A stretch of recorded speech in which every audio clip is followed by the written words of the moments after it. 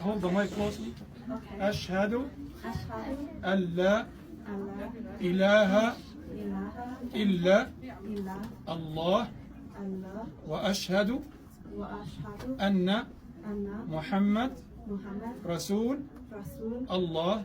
الله. I I bear witness bear witness that that there is no God there is no God but Allah, but Allah, and and that Muhammad Muhammad is the messenger is the messenger and slave and slave of Allah. of Allah. Congratulations. Takbir. So I grew up a Christian, and then I was an atheist, and then I was a witch, and this is going to be part one of the story of how I ultimately ended up reverting to Islam. I took my Shahada a little over a week ago, and I am so happy. I have never felt this much peace. मैं एक ईसाई पैदा हुई, फिर मैं बेदीन हो गई और बाद में मैंने जादुई मज़हब को अपना लिया। और अब कहानी ये है कि इस सब के बाद मैं अब मुसलमान कैसे बन गई। मैंने नवंबर 2023 में बाकायदा कलमा शहादत पढ़कर इस्लाम कबूल किया है और मैं बहुत ज़्यादा खुश और मुतमईन हूँ। मैंने अपनी ज़िंदगी में इतना सुकून पहले कभी महसूस नहीं किया, मगर ये एक लंबी और मुश्किलात से भरपूर ज़िंदगी की कहानी है और मैं दरख्वास्त करूँगी कि अगर आप नाबालिग बच्चे हैं तो प्लीज़ इस वीडियो को अपने पेरेंट्स की इजाज़त के बग़ैर मत देखिए, क्योंकि मेरी ज़िंदगी की कहानी में बहुत सारे मामलात ऐसे हैं जो बच्चों के जहन पर अच्छे असरात नहीं छोड़ेंगे। तो मेरी कहानी वहाँ से शुरू होती है जहाँ मैं एक ईसाई फैमिली में पैदा हुई और यहाँ मैं बात करूँगी सिर्फ़ अपने ज़ाती तजुर्बात की कि मैंने ईसाई धर्म को कैसा पाया या मेरे ईसाई मज़हब में क्या तजुर्बात रहे। इससे कतई नज़र कि आपके इस बारे में क्या नज़रियात हैं और लाजमी नहीं कि मैं जिन बुरी चीज़ों से गुज़री हूँ आपका सामना भी उन्हीं चीज़ों से हुआ हो, इसलिए आपके नज़रियात मुझसे मुख्तलिफ हो सकते हैं। मैंने चर्च के मामले में हमेशा यही देखा कि चर्च आपको कभी भी डायरेक्ट गॉड से नहीं जोड़ता, बल्कि हर मामले में चर्च अपनी पावर को डोमिनेट करता है और पादरियों की कोशिश होती है कि लोगों को अपनी ज़ात के गिर्द घुमाते रहें। आपके मसाइल का हल गॉड नहीं बल्कि चर्च करेगा। आपके गुनाह गॉड नहीं बल्कि पादरी माफ़ करेगा। आप पादरियों से सवाल नहीं कर सकते कि फ़लाँ चीज़ बाइबल में है ही नहीं, बल्कि पादरी कहेंगे कि बस हमारी बात को आंखें बंद करके सच मानो, यानी ब्लाइंड फेथ रखो और सवाल मत पूछो। और मैं चूँकि अक्सर सवाल पूछती थी, एतराज़ उठाती थी, इसलिए चर्च ने मेरी सज़ा के तौर पर मुझे अपनी बरादरी से निकाल दिया। और इसका आगाज़ उस वक्त हुआ जब मैं 18 साल की थी और हाई स्कूल से तालीम मुकम्मल कर ली थी। मेरे वालिद ने एक और ख़ातून से ताल्लुक़ात कायम कर लिए थे और वो उसे हर फैमिली की तकरीब में इनवाइट करते।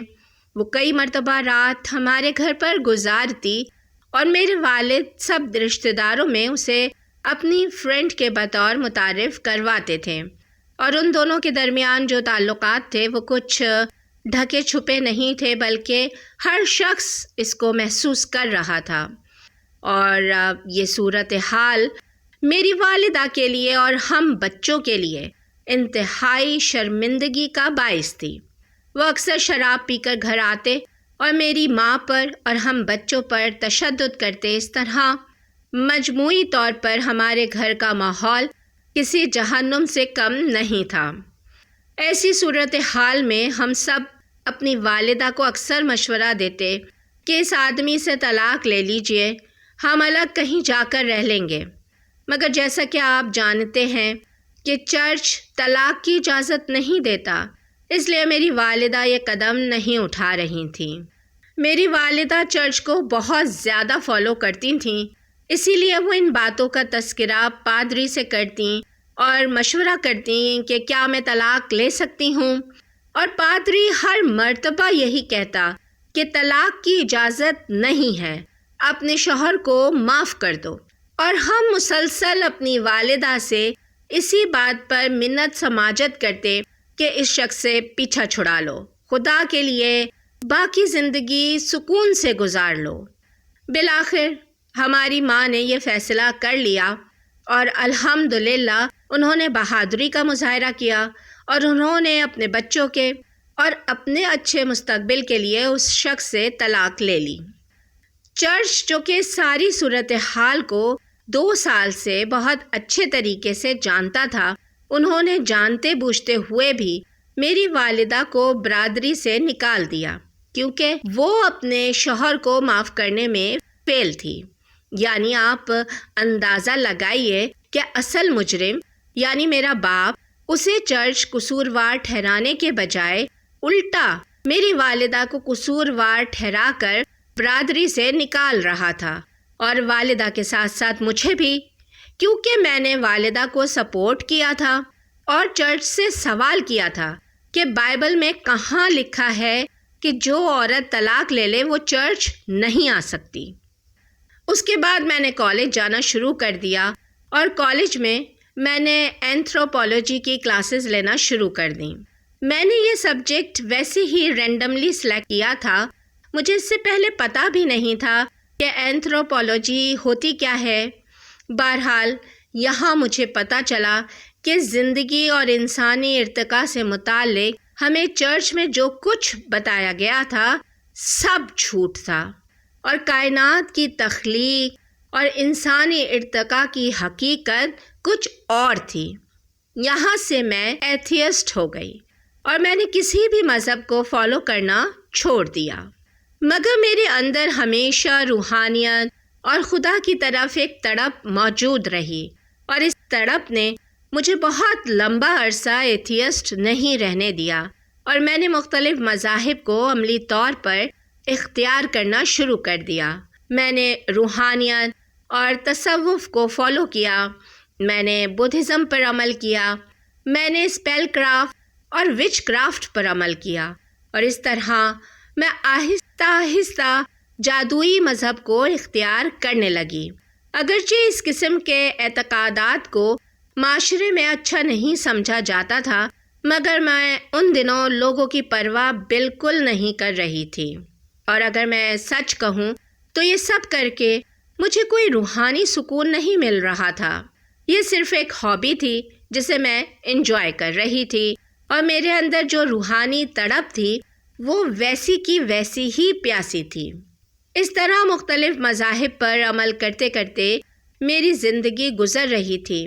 میری زندگی میں 2020 کا سال آ گیا، اور یہ وہ سال تھا جسے میں اپنی زندگی کا سب سے برا سال کہتی ہوں، اور یہ وہ سال تھا جس میں سب سے زیادہ دکھ، کرب اور تکلیف سے گزری ہوں، اور میں اپنی کیفیت الفاظ میں بیان نہیں کر سکتی، اور میں یہاں پر اس کی بہت زیادہ تفصیل نہیں بتاؤں گی اور نہ ہی بتانا چاہتی ہوں۔ بس صرف اتنی ضروری بات بتا دیتی ہوں جتنی کہ میری زندگی کی کہانی کو سمجھنے کے لیے ضروری ہے۔ میں دراصل ایک انگلش لینگویج ٹیچر کے بطور جاب کر رہی تھی، اور میری جاب آن لائن تھی۔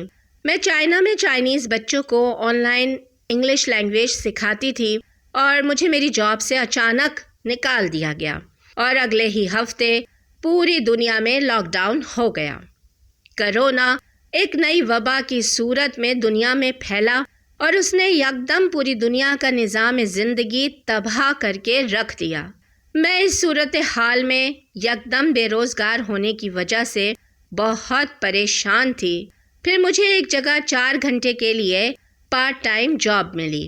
اگرچہ وہ لوگ مجھے بہت کم سیلری دے رہے تھے، مگر بالکل خالی ہاتھ ہونے سے بہتر تھا، اور یہاں میرے ساتھ وعدہ کیا گیا تھا کہ مجھے جاب سے نکالنے سے پہلے کم سے کم 2 ہفتے کا نوٹس دیا جائے گا، مگر انہوں نے بھی اپنا وعدہ پورا نہیں کیا اور مجھے بغیر نوٹس دیے 1 دن فارغ کر دیا۔ میں ان دنوں انتہائی پریشان تھی، میرا واحد آمدنی کا سہارا چھن چکا تھا۔ اسی ہفتے میں ایک وحشی درندے کے ہتھے چڑھ گئی، اور اس نے بہت ہی بری طرح میرا ریپ کر دیا۔ میں یہاں اس کی بہت زیادہ تفصیل نہیں بتا سکتی اور نہ ہی دہرانا چاہتی ہوں، بس اتنا بتا دیتی ہوں کہ اس نے مجھے کچھ پلا دیا تھا جس کی وجہ سے میرا پورا جسم بے جان ہو گیا تھا۔ میں بے ہوش نہیں ہوئی بلکہ مکمل ہوش میں سب کچھ ہوتے ہوئے دیکھ رہی تھی، مگر میرے اندر اپنے جسم کو حرکت دینے کی ہمت اور سکت بھی باقی نہیں رہی، حتیٰ کہ میں چیخنا چاہتی تھی مگر میرے حلق سے آواز نہیں نکل رہی تھی۔ اور جب میں کہہ رہی ہوں کہ یہ سب بہت ہی ظالمانہ اور جنگلی طریقے سے کیا گیا تو آپ اندازہ لگا سکتے ہیں کہ میں کس تکلیف اور اذیت سے گزر رہی ہوں گی۔ بس اس سے زیادہ میں کچھ تفصیل نہیں بتا سکتی۔ وہ تو میرے اللہ کا فضل رہا کہ میری زندگی بچ گئی اور میں آج یہاں پر زندہ موجود ہوں۔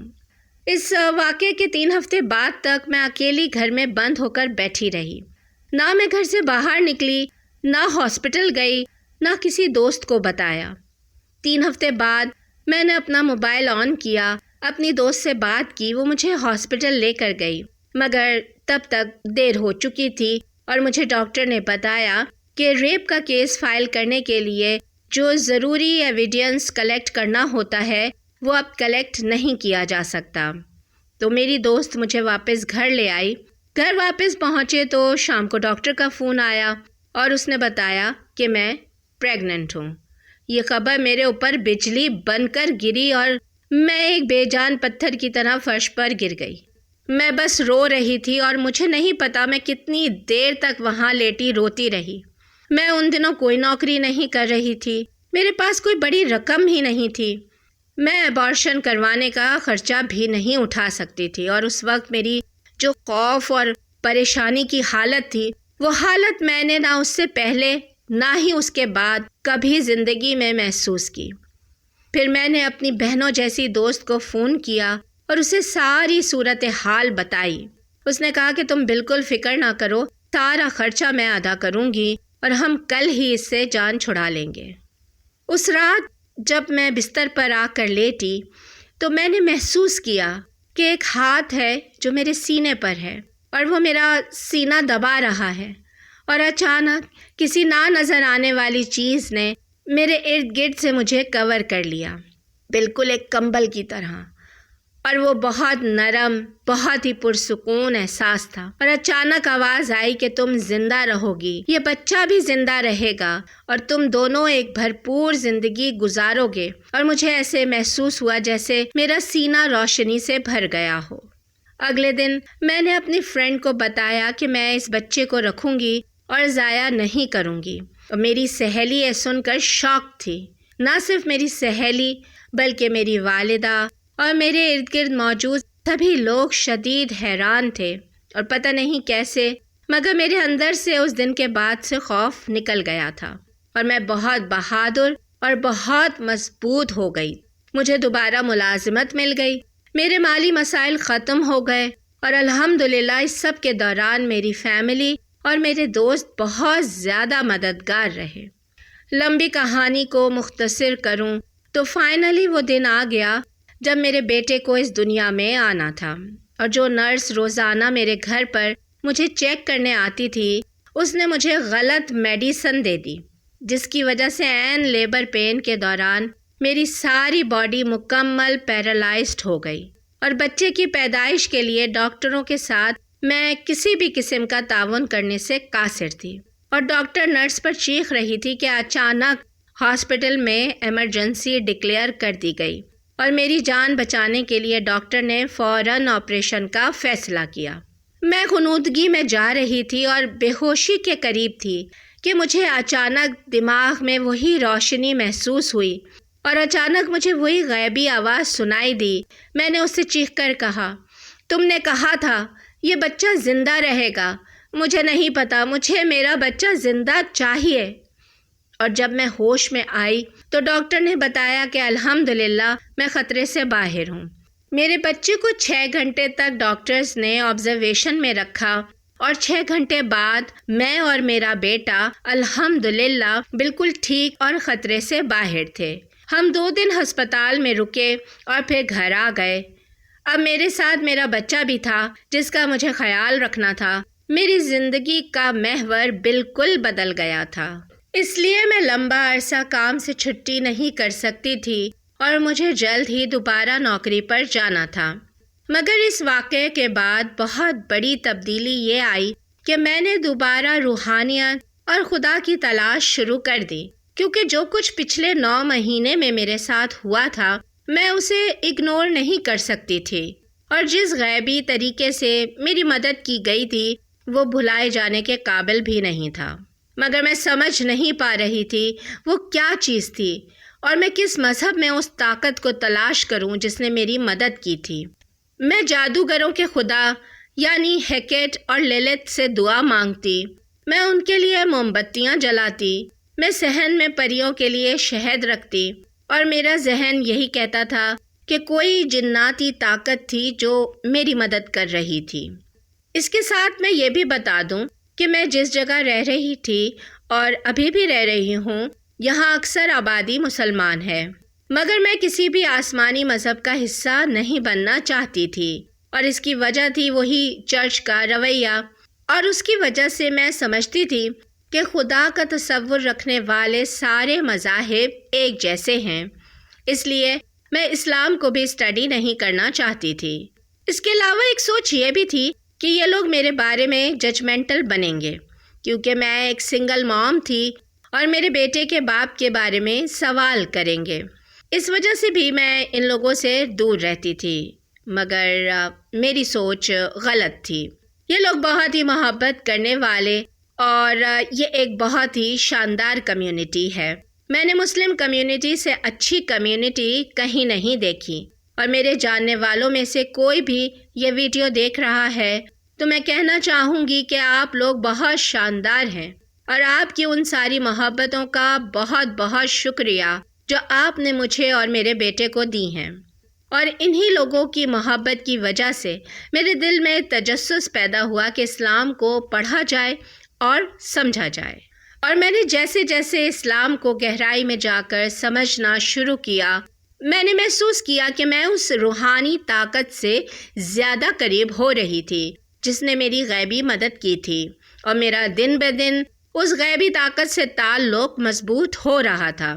اگرچہ اس سے پہلے میں کئی مذاہب کو اسٹڈی بھی کر چکی تھی اور ان پر عمل درآمد بھی کرتی رہی تھی، مگر کبھی کسی مذہب سے ایسا مضبوط ایمانی تعلق میں نے پہلے کبھی محسوس نہیں کیا جیسا تعلق کہ میں اسلام کے ساتھ محسوس کر رہی تھی۔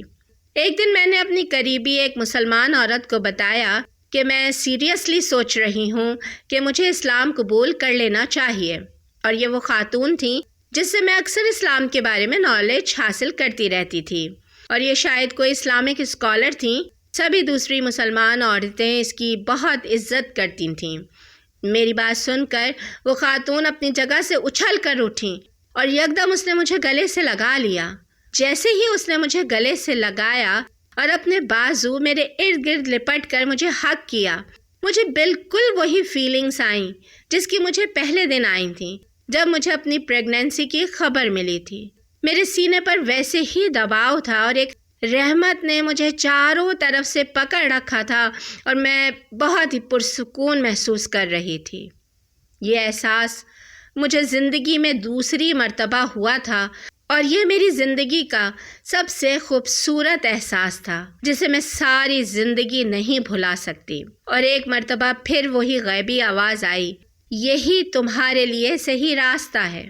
اور میں نے جس دن سے اسلام قبول کیا ہے، میں ایک ایسے پرلطف اور پرسکون زندگی گزار رہی ہوں کہ جسے الفاظ میں بیان نہیں کیا جا سکتا۔ بس یہی میری زندگی کی کہانی تھی۔